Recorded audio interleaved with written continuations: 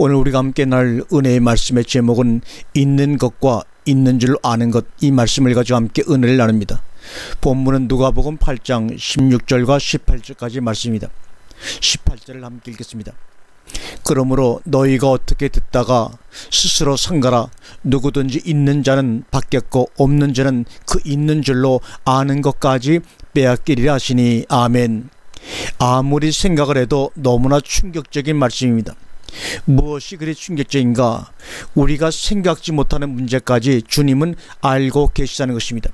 가장 심각한 구원 문제를 놓고 우리가 한번 생각해 보겠습니다.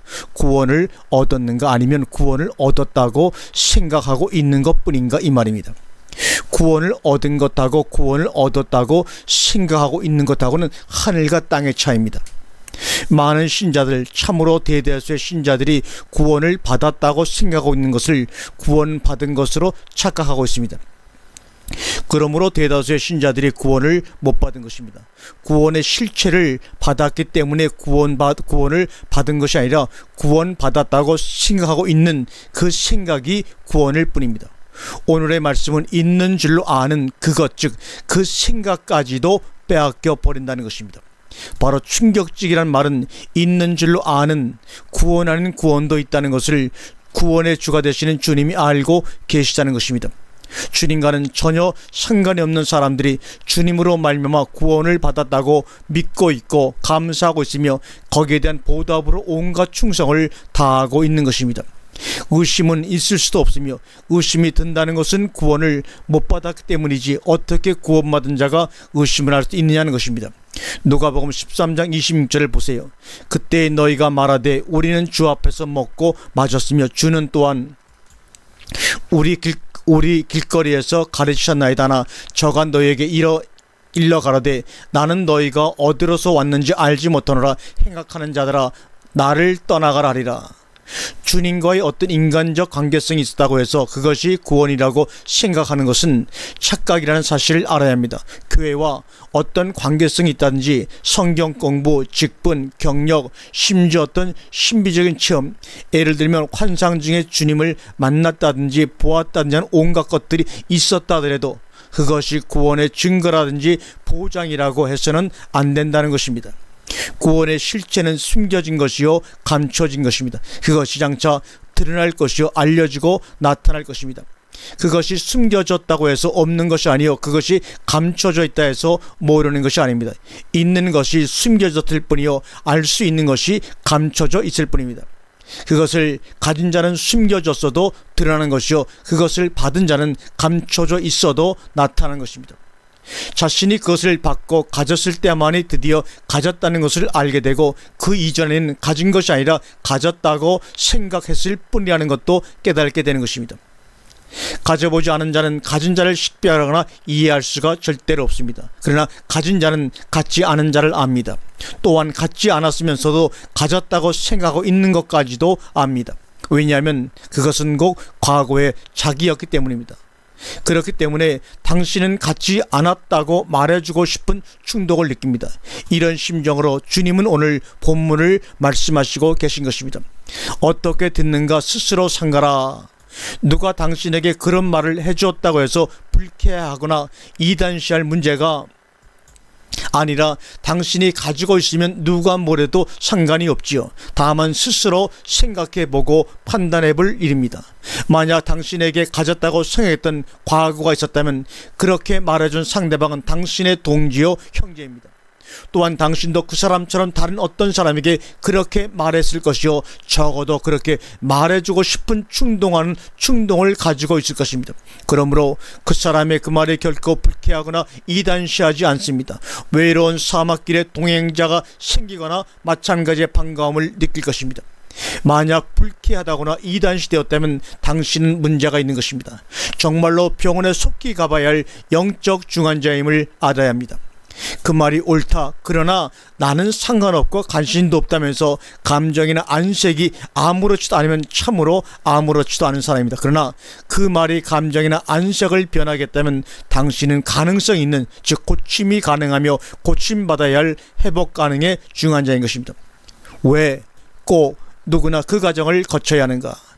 있는 줄로 아는 것은 있기 이전의 상태요 과정이기 때문입니다. 흔히 말하는 회개라고 하는 것은 도덕적 율법적 관점의 회개가 아니라 있는 줄로 아는 것에 대한 회개가 아니라 있는 줄로 아는 것에 대한 회개가 참 회개요 의미 있고 가치 있는 회개입니다. 있는 줄로 아는 것을 회개했다면 그는 이미 가졌기 때문에 그런 회개가 가능한 것이요, 설령 못 가졌다 해도 그는 적어도 주면 받을 그럴 준비는 되는 것입니다. 탕자의 회개가 바로 이런 것입니다. 부자가 천국 들어가기가 낙타가 바늘구멍에, 부자는 재물의 부자도 부자지만 더욱 낙타 바늘구멍을 좁게 만드는 부의 요소는 신앙적 부입니다. 바리새인들을 보십시오. 그들의 신앙적인 교만은 부자의 부보다 더하면 더했지 조금도 덜하지 않을 것입니다. 그들의 주님의 말씀을 받아들이지 못한 것은 그들의 전통적이요 모범적인 신앙 때문이었습니다. 사람의 마음을 강박케 하는 것은 도덕적 죄보다도 신앙적인 교만입니다. 탕자의 형님이 바로 이런 종류의 사람이었습니다. 아니, 오히려 도덕적인 죄인은 그것 때문에 겸손해질 수도 있습니다. 있는 줄로 아는 것을 버려야 있는 것을 받을 수가 있습니다. 있는 줄로 아는 그 허상이 있는 실상을 배척하고 있는 것입니다.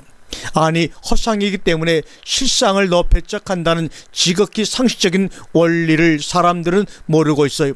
실상을 가지고 있다면 무엇을 두려워하겠습니까? 보는 것마다 실상이 아니면 허상일 것입니다.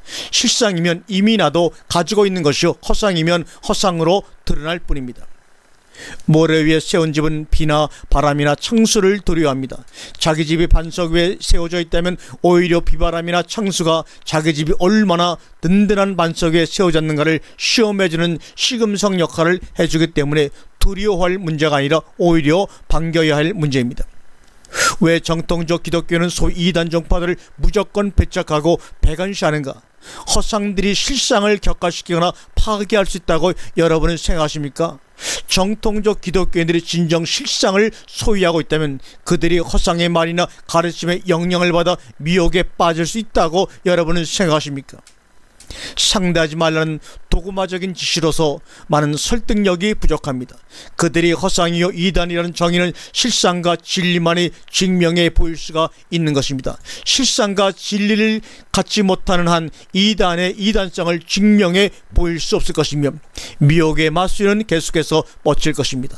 더욱 강하게 부딪혀 올 것입니다. 왜냐하면 그들이 실상과 진리를 갖지 않았다는 사실을 간파했기 때문입니다.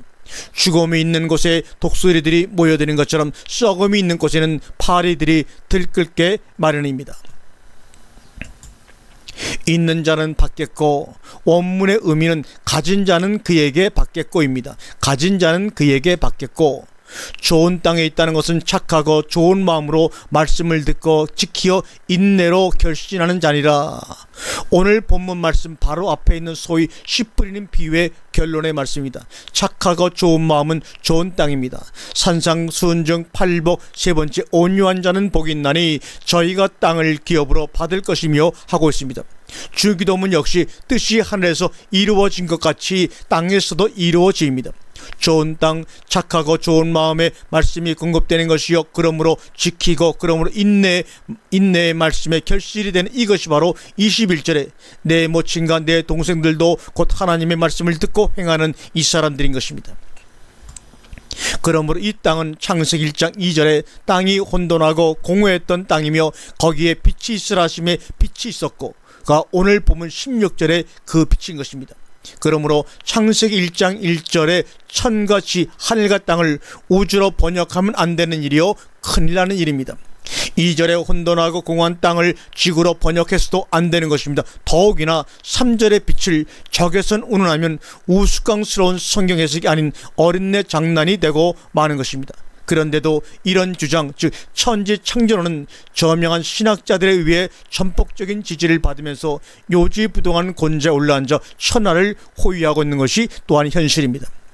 인간 구원을 위한 하나님의 말씀이 기록된 온 인류의 영원한 베스트셀러 성경의 첫 장은 천지 창조론으로, 즉 창조주 하나님의 한낱 과거지사로 전락해버렸고, 전능하사 천재를 만드신 하나님을 내가 믿사오며 하고 신앙 고백을 해버린 사람은 두 번 다시 들여다볼 필요성이 없는 창세기 1장이 되고 말아버렸습니다. 창세기 1장을 가지고 천재 창조론이냐 아니냐 논쟁한다는 것은 시대에 뒤떨어진 사람이요, 무언가 정상이 아닌 사람처럼 보아버리려 합니다. 그러나 지극히 기초적인 상식으로 우리 한번 생각해 보십시다. 이 방송을 듣고 있는 여러분이 지금 살고 있는 집을 여러분 자신이 지어서 지금까지 살고 있다고 하면 생각해 보십시오. 이 집을 내가 지어서 내가 살고 있고 그러므로 이 집은 내 집이라고 사람들에게 떠들고 다닐 필요가 있는가? 아니, 하나님 아닌 인간으로서도 그러고 싶은가 말입니다. 어떤 사람이 여러분에게 와서 겸손히 무릎을 꿇고 두 손을 모으고 전능하사 이 집을 지으신 사람을 내가 믿습니다라고 한다면 여러분은 그 사람을 정상적인 사람으로 보시겠습니까? 아니, 그 사람이 그렇게 신앙 고백을 한다고 해서 여러분에게 영광이 되는가? 그 사람이나 다른 사람들이 그렇게 믿고 말한다고 해서 살고 있는 집이 여러분의 것이요, 그렇게 말하지 않고 주장하지 않는다고 해서 여러분이 지은 집이 아닐 수도 있는가? 그 말입니다. 아니, 거두절미하고 그것이 여러분에게 그렇게 중대한 문제입니까?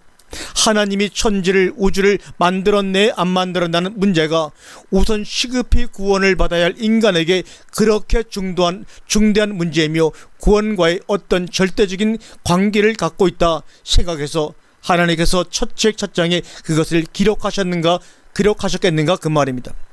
실상은 하나님이 세상을 만들었다는 사실을 믿어두지 않고 또 믿을 수 없기 때문에 신조로 만들어 외우게 한 것에 불과한 것입니다.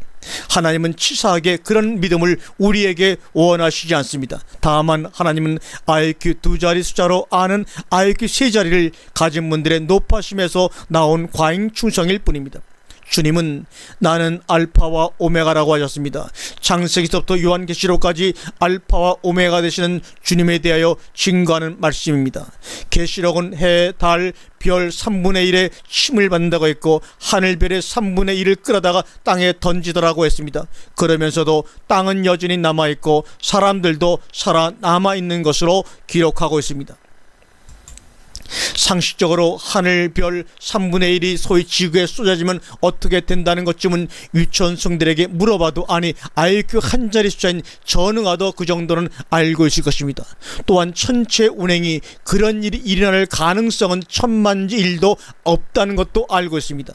주님은 빛이 누구라고 하셨는가는 주일학교 유치반 학생들도 알고 있는 사실입니다. 성경 주석가들이 이구조성으로 주장하는 성경 해석의 원칙은 성경은 성경으로 해석하라입니다. 그렇습니다. 성경의 빛은 성경의 빛으로 해석해야 합니다. 역시 성경의 별도 성경의 별로 해석해야 합니다. 또한 성경의 하늘도 땅도 성경의 하늘과 땅으로 해석되어져야 합니다. 이 문제를 가지고 왜 이다지도 장한 이야기를 지금 늘어놓고 있는가? 그 이유가 바로 오늘 본문의 주제이기 때문입니다. 성경의 하늘과 땅, 빛과 해, 달, 별들은 감추어진 것들입니다. 그것들의 의미가 무엇인가는 드러나고 나타날 때가 장차 오는 것입니다. 그러면 참고 기다려야 할 것이 감추어지고 숨겨진 것을 함부로 우주라고 한다든지 지구라고 말하는 것은 있는 줄로 알고 아는 줄로 알기 때문에 한 담대한 망발이지 있고 받아서 한 말은 아니라는 것입니다. 그들은 그것들이 감춰진 것들이라는 사실을 모릅니다. 또한 그것들은 장차 나타날 것들이라는 것도 모르고 있습니다. 다만 상식과 지식만 있을 뿐입니다. 그들은 빛과 하늘과 땅 등등 감춰졌던 것들이 나타나고 숨겨진 것이 드러날 때는 있는 줄로 알았고 아는 줄로 알았던 것까지 빼앗기게 될 것이라는 말입니다. 눈은 몸의 등불입니다. 그 눈이 상하면 온몸이 밝을 것이요 그 속에 있는 빛이 어두우면 그 어두움이 얼마나 심하겠는가 마태복음 6장에 말씀하고 있지 않습니까? 있는 줄로 아는 자들은 지금 결단을 해야 합니다. 왜요? 숨은 것이 드러나기 시작하고 있고 감춰진 것이 알려지고 나타나지고 있기 때문입니다. 헛상을 붙들고 아무리 고집을 부려도 실상이 나타나는 것만으로도 헛상은 헛상으로서의 실체를 드러내지 않을 수 없는 것입니다. 실상이 감춰져 있을 때는 헛상이 판을 치고 세도를 벌일 수가 있습니다. 또한 그것이 허상인 줄 아는 사람도 그것이 허상이라는 것을 증명할 만한 실상이 나타나지 않았기 때문에 돌무덤 속에서 하늘보좌를 보면서 죽어가야 했습니다. 그러나 실상이 나타난 이상은 허상은 물러가야 합니다.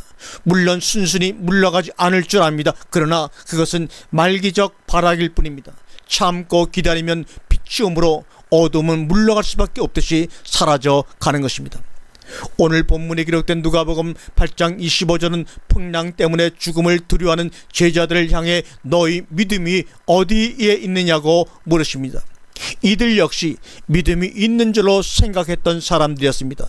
있는 줄로 생각했던 그 믿음이 풍랑 앞에 무슨 의미가 있었던가?